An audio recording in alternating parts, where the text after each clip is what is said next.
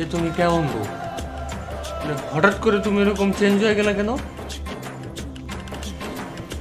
আমাকে কি তোমার পছন্দ না? না। কি? তার মানে কি তোমার সাগরকে পছন্দ? হ্যাঁ। হ্যাঁ, কি বলতেছো তুমি এসব?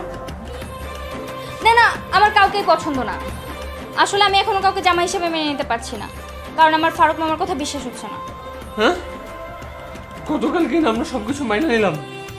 আচ্ছা তুমি ওরা বলো তো তোমার এই একদম উঠবেন না, ওখানে চুপচাপ বসে থাকেন।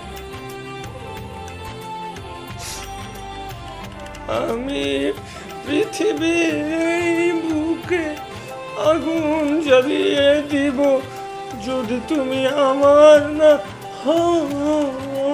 তুমি বিশ্বাসঘাতকতা করো না বিধি।